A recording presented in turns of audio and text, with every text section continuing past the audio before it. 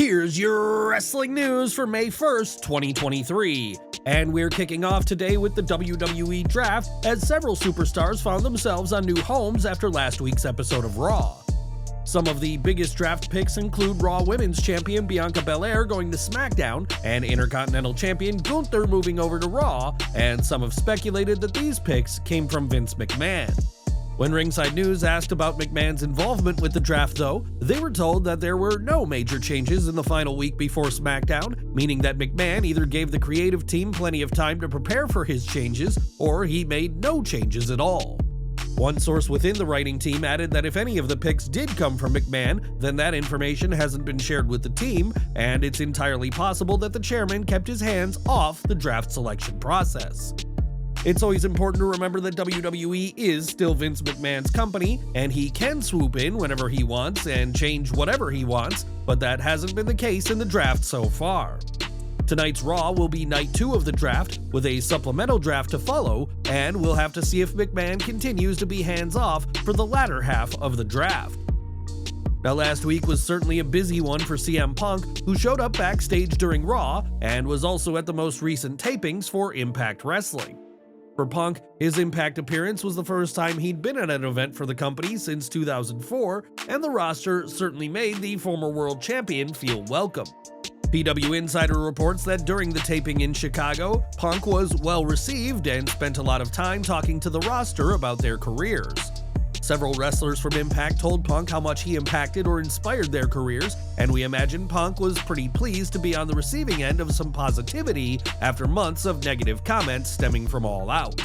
Despite what happened last September, Punk is expected to return to AEW programming this June, but before then, the self-proclaimed best in the world will continue to make headlines wherever he goes. CM Punk certainly raised a lot of eyebrows by his visits last week, but for the most part, it seems to have gone well for the former world champion. Despite his unsavory comments at WWE over the years, Punk received a warm welcome when he showed up backstage at Raw, but not everyone was impressed by what he did. During the latest 83 Weeks podcast episode, Eric Bischoff said that Punk was a desperate bitch for showing up to Raw, adding that he has zero respect for the suspended AEW star. According to his attack on the, quote, whiny overrated Bischoff said that whatever Punk will be paid once he's back is too much, and he expects that there will be a Warner Media executive somewhere wishing that Tony Khan didn't make the call to bring him back.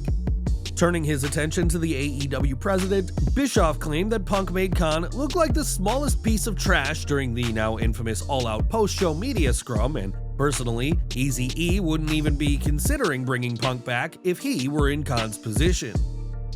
Even after over half a year of being suspended, Punk continues to be arguably AEW's most discussed star. But do you agree with Bischoff, and would you consider bringing Punk back if you were in Tony Khan's position? Punk attending Impact meant that he was able to watch the in-ring debut of Trinity Fatu live, and he wasn't the only notable star in attendance. It's been previously reported that Mercedes Moné was at Impact to support her friend and fellow ex-superstar, but a name from WWE's current roster also made the trip. PW Insider reports that Tamina Snuka also made the trip to Impact to watch Trinity Fatu's in-ring debut, in which the former Naomi picked up a victory over Kylan King.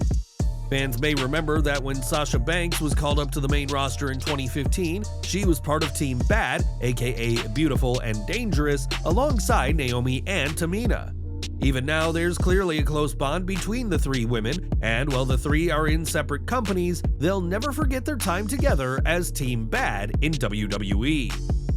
Over to AEW now, and Britt Baker was left with a black eye following the latest episode of Dynamite, an injury her enemies the Outcasts have found hilarious.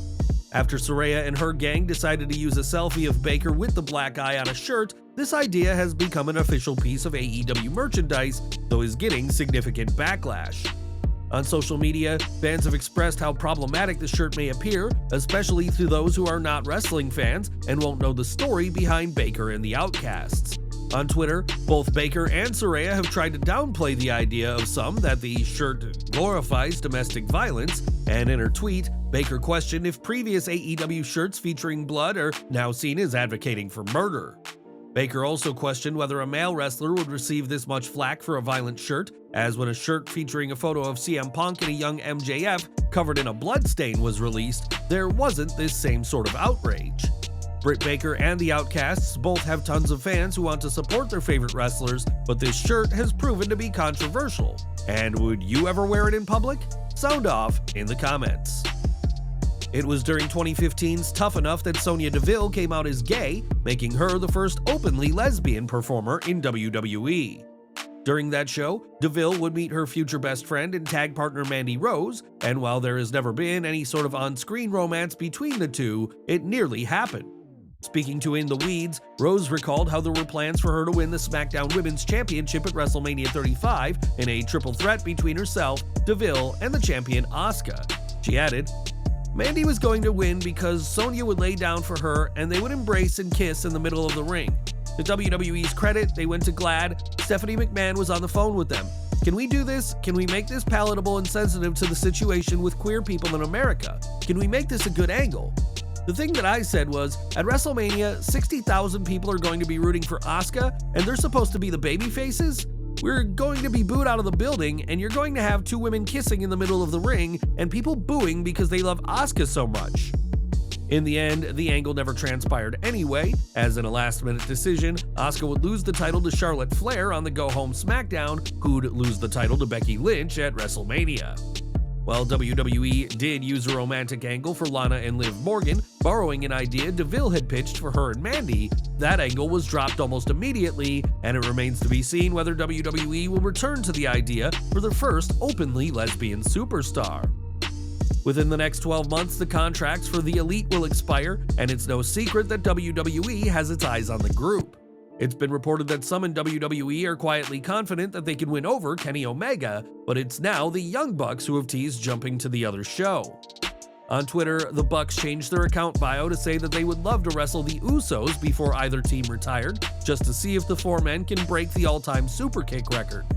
While this last part was likely in jest, the Bucks versus the Usos is a true dream match, but with Jimmy and Jay being fixtures of the Bloodline, it's obvious WWE doesn't have any plans to release them, meaning the match would almost certainly happen in a WWE ring.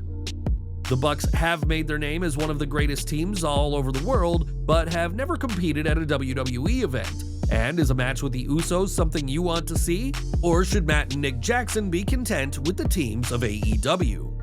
And we're ending today with Rhea Ripley, and ever since she joined with the Judgment Day last year, the Australian superstar has never shied away from antagonizing the fans, and her on-screen relationship with Dominic Mysterio has proven to be a hit. During a recent WWE live event, the SmackDown Women's Champion regained her title against Shotzi and did something you probably wouldn't expect to see on TV. During the pinfall, Ripley decided to give fans at ringside the middle finger to really rub it in, and while Stone Cold Steve Austin made the gesture famous in the past, WWE have tended to avoid the finger in modern times. While it's one thing for Austin and others to flip off other wrestlers, it's another thing for Ripley to use the gesture at fans, and do you believe she went too far? Sound off in the comments.